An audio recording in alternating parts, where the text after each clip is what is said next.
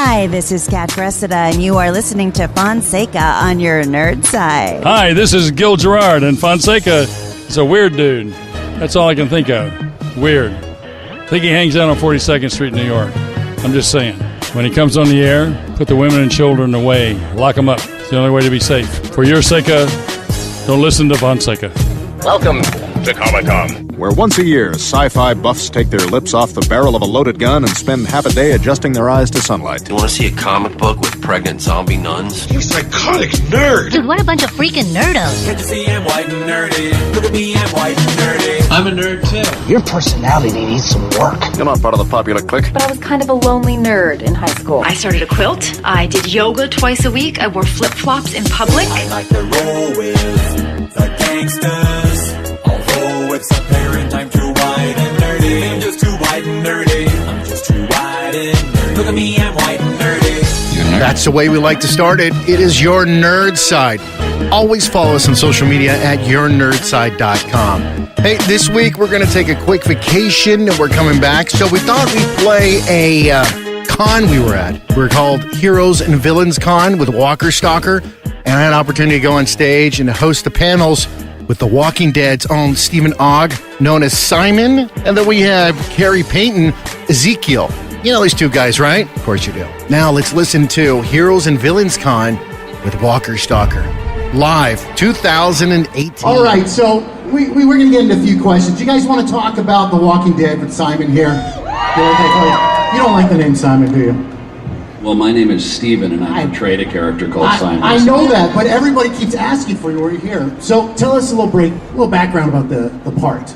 You got it. How did you get in character to do the whole Simon thing? Did you do that yourself? Did the director come up to you and say, I want this, or was it you?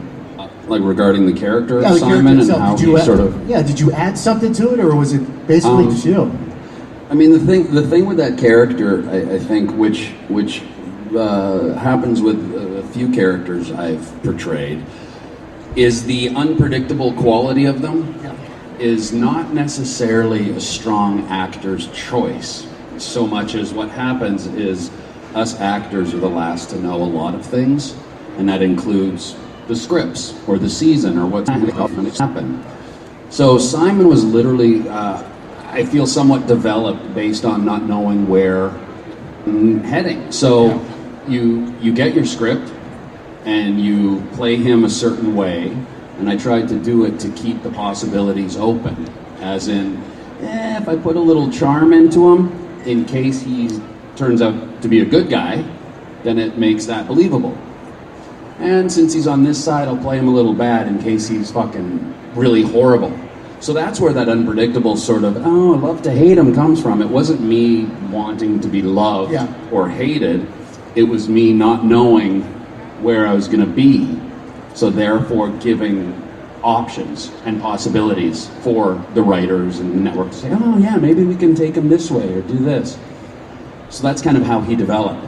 I got you. Because you don't know. Did you know you were going to fight Negan and the whole outcome, or was that a surprise? No. Well, that was a surprise for you. Yeah. Wow. Yeah. You don't know, right? You're given generally maybe 10 days ahead your script. Wow. Okay. Well, I went on yesterday. I was on the air. I asked a whole bunch of people on the air when I was on to ask you some questions. Number one question was, if you were really Stephen Yu and you had to fight Negan in real life, go back, who would win? If me, Stephen, had to fight Negan as a character, or Stephen versus JDM? JDM. Who would win? Both of us would probably just not fight. That's a good answer. I was just saying at my table, the morning after the fight, when we did all of that, and we both, we both went at it and had fun. But I was just saying what tough guys we are. Like, talk about I only play one on TV. The next morning, Jeffrey and I were texting each other just to check in, how, you aching at all, and you get older and shit just fucking hurts. And Jeffrey and I are, young chicks anymore. And so we were texting each other, how you feeling? I'm okay. And then I encouraged, yeah, me too. Where are you? In the bath. You? I'm in the bath. We were both soaking in, like, I think I had lavender sea salts and he was in eucalyptus or something. So it was very funny. We're both like, yeah, we're really tough, aren't we? So I noticed pictures that you're always in. You're always with the Saviors no matter what. Did you guys get a click going on? I mean, I noticed Austin, you were in pictures galore together. It's just a click? Well, I mean, on the set, it seems like... On the set, you don't always work with everyone, right? Yeah. So, like, when I was there my first year, I never saw a single zombie.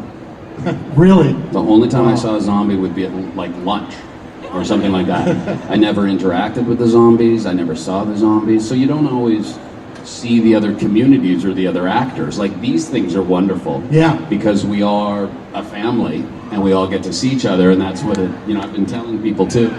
It takes us, just if you're gonna go take a piss, it can take 30 minutes because we run into each other and we're like, hey, I haven't talked to you in a week, or what's going on with such and such. So, but do they bring cameras while you're doing that? They don't do that, do they? Mm-hmm. Yeah, if you really want to be my friend, ask for a picture or to shake my hand when I'm in the bathroom. All right, you guys got that, right? Yeah. All right. You'll learn a lesson really quick. Okay, I got another question for you that came online. We posted this. Grand Theft Auto.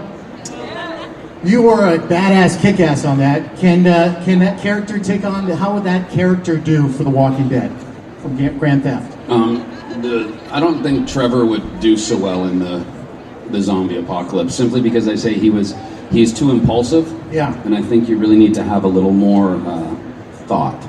Okay. I just saw a couple kids, so I just edited what I was going to say. All right, and then I saw you in the Old Spice commercial. Are we going to get any more Old Spice commercials out of you? I don't know. I think they've moved on. Did you guys see that Old Spice commercial? You didn't see that? You did an amazing job. Is that bugging you? No. It's like a wooden meat. All right. Yeah, Bob Giovanni. He was a fun character. Do you like it? How did that come across? Was that from The Walking Dead? Because you seem like a kind of a hard ass in that. No, with the Bob Giovanni? Yeah.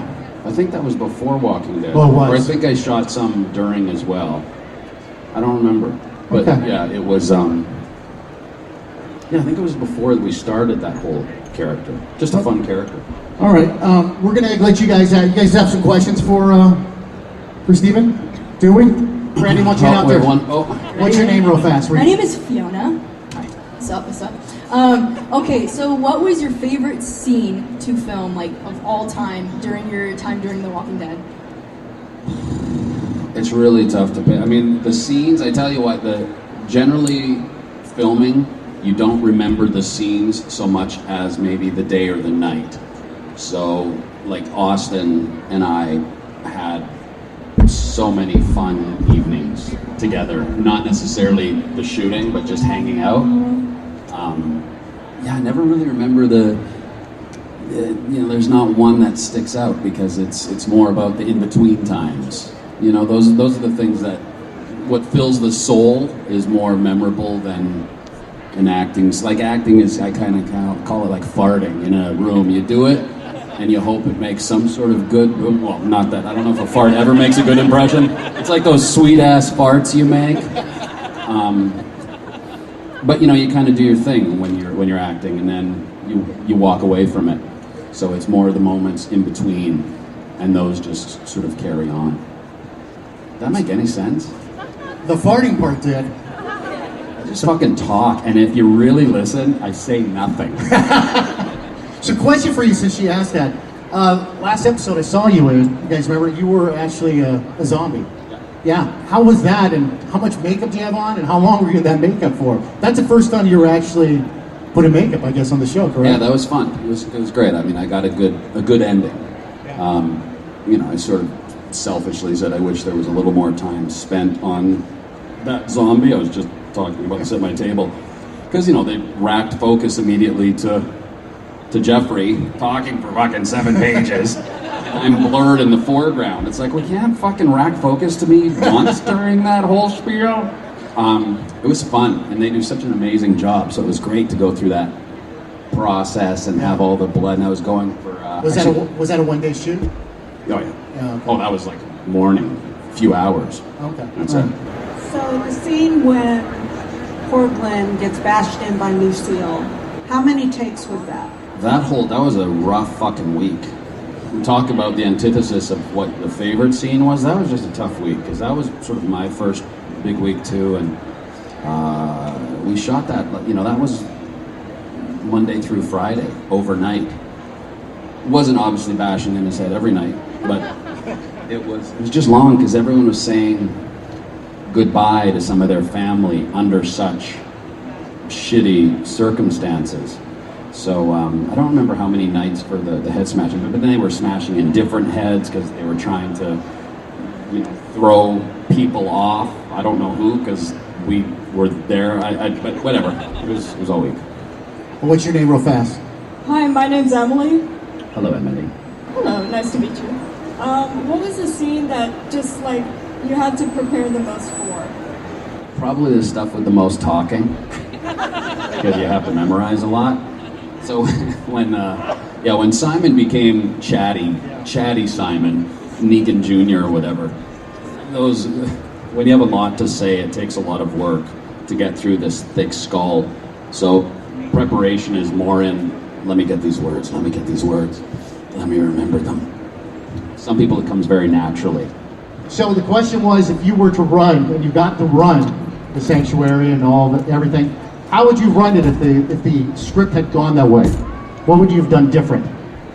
I don't know. I always say I don't think someone would run the Sanctuary. I think he'd rather go do an outpost somewhere. That's actually pretty smart. Go ahead. One more. Hi, I'm Rowan.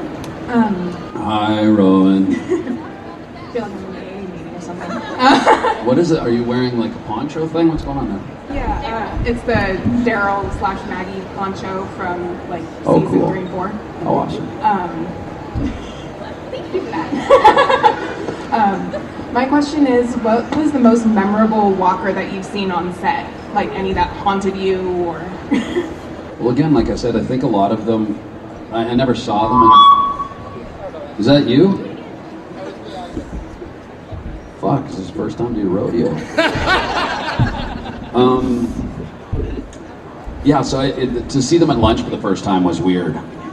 And you're going to get food, and it's like, because they do such a great job, and it was disturbing. But I think the best was, and again, I was just mentioning this, and it was with Austin and I in the parking lot when he, that super fucking cool blowing up the car cigarette like cinematic scene. That walker was the first naked walker. So that was disturbing, because it was, we didn't know what was going on. How was lunchtime with them? It was just like, what is that? But how was lunchtime with them? Great. Someone actually asked at my table if zombies shit. And I thought, what an interesting question. Because zombies eat humans, right? You think I'd know this by this point. And I was like, wow. And that's what made me think of that zombie.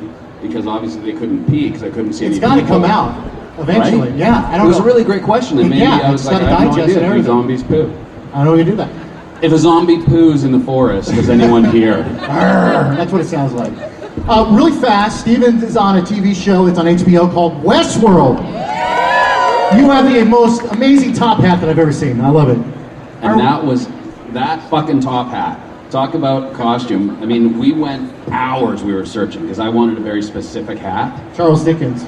But we had to replace it because it was an actual, I forget, the cap that Rebus initially had, we had to replace because it was such an expensive, it was like a very special hat that of course I fucking chose, which I didn't mean. I was like, oh, that one, the one in the glass case. So was there only one, or do you have many hats? But then they switched it to one that could be not as precious with. Can you give us any insight at season 3 for Westworld? Are we going to see this a new host of you? I don't know. I mean, I know Aaron Paul is in it, season 3, and I know there's going to be a lot of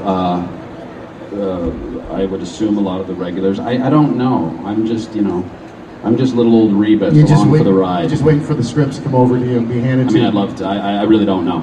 Something, a new movie coming out, something we were talking about backstage. What are you working on? No, I want to hear a new project. I have a movie that I did a couple years ago in England called Solace, or Solus. Solus, not Solace, which Jeffrey Dean Morgan did Solace. I did Solus. It's a space film, and it's on iTunes now.